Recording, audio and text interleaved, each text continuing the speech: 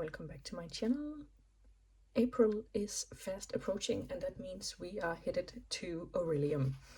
If you don't know what I'm talking about, this is the magical readathon that is hosted by G over on Book Roast.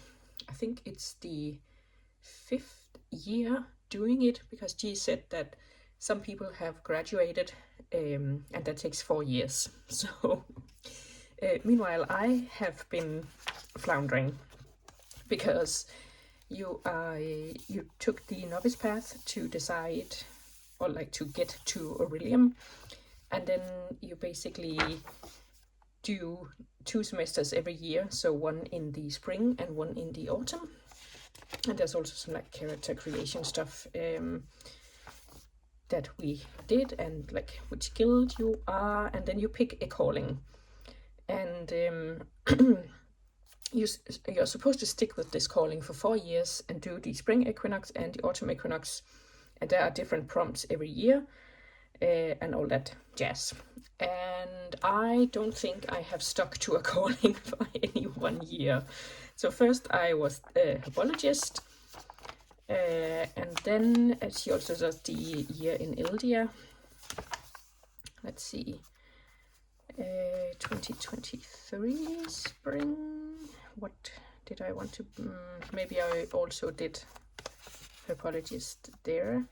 Then there are also some side quests that you can do, and this is the Christmas readathon, the Old Favor Pass, and then another adventure in Eldia. And then I wanted to be a wild form druid and did not manage to pass, I think. And then this is the latest adventures in Eldia. We used this in 2025, and there are so many what's it called, pathways, that we are supposed to use it for this year also, but I'm not playing this year.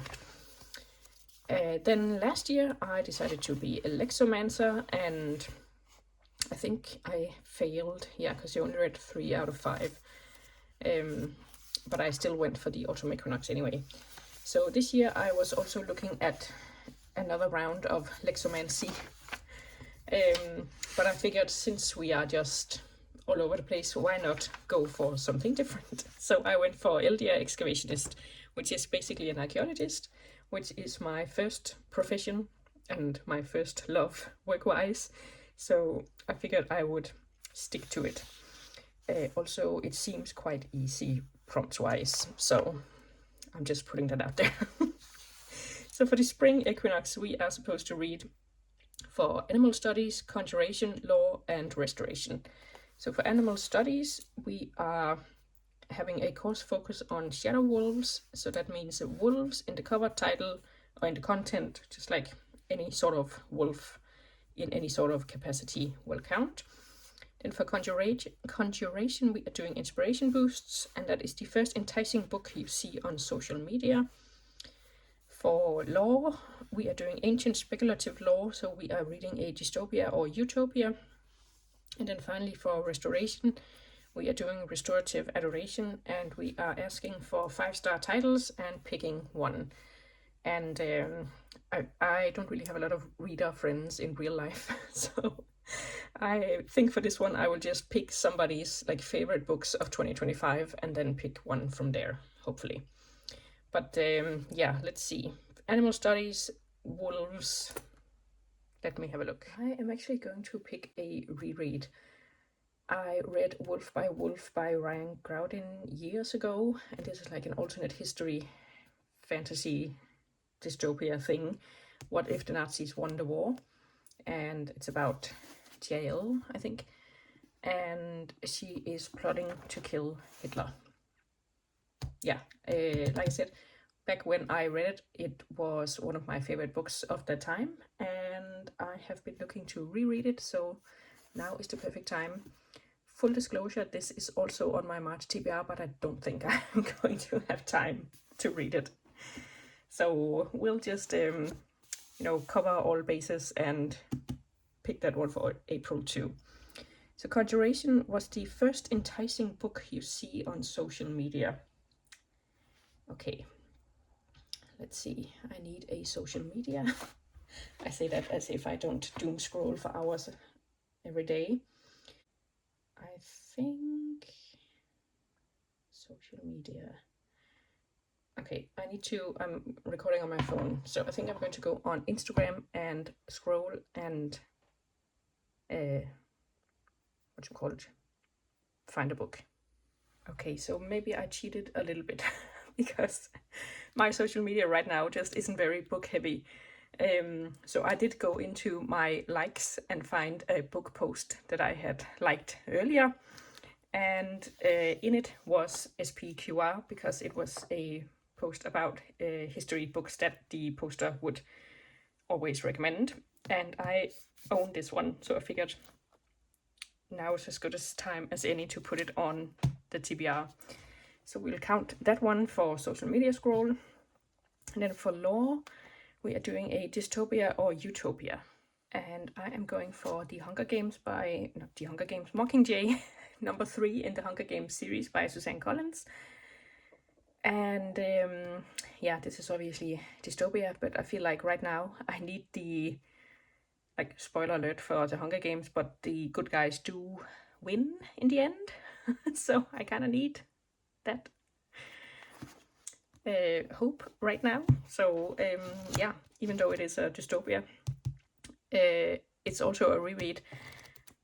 So this, whatchamacallit, TBR is quite heavy on the rereads, but yeah, I have been wanting to reread my entire library, and I have actually read the first 2 books in the Hunger Games pretty recently, so I think I'm doing pretty well, like actually continuing series.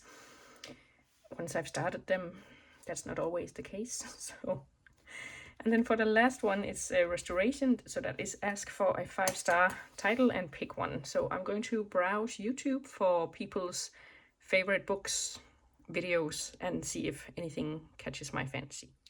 Okay, I watched Becca and the Books' video about her favorite books from last year, and there are definitely some where we don't overlap, but yeah, I don't really, for some reason, I don't watch a lot of YouTubers where we overlap in reading taste. Like, I really enjoy Kayla from Books and Lala and Jack Edwards' videos, and also Katie Colson, and we do not read the same stuff at all. So I usually struggle with this kind of prompt because I just don't know where to look for recommendations like that. But anyway, Becca and the Books. She did have a few titles that I was interested in, so I'm going to give myself the possibility of these 3 because it also depends on which ones I can get from my library. So there are Heavenly Bodies, Killers of a Certain Age, and The Night and the Moth. Yeah, all 3 sound pretty fun or good. I think these 2 are fantasies, and then this one is sort of, what's it called? The Thursday Murder Club inspired-ish. And that is also one of my favorite series. So that is 4 books ready to go. And I'm just going to make a little spread for this semester, and then I will come back and show you, and we will finish the video. All right, here are the spreads. This is just a syllabus to put it in. I could have printed it smaller, but last time I did that, it came out like super blurry, so I figured I would be safe and just print it pretty big and then just take up more space. Then we have the calling description. I'm debating whether or not to actually put some decoration around here, but for now this is it. And then we have the actual TBR with my books. And here I need to read one of these 3. So yeah, that's it. Let me know if you are participating in Orilium, and if you graduated already, starting over, or doing one of the, like, what you call it, PhD, I think, like higher callings, I think she called them. Yeah, definitely. And also, if you don't know about this readathon, it is like D&D based, as far as I can tell, where this is just a very basic idea of it, and then there are all sorts of guild points and stuff you can like use to level up and buy certain things and power-ups and skips and all sorts of stuff like that, but that is way too intricate for me. So I basically just do the semester's reading, and as you saw, I can barely do that. Like, I can't even do that. So for now, this is the level I'm comfortable with, so that is what I'm doing. But if you want a really intricate readathon with lots of stuff to keep track of and points and stuff like that, you should definitely check out Orilium on Book Roast. And with that, I will just say thank you for watching, and I'll see you soon with another video. Bye!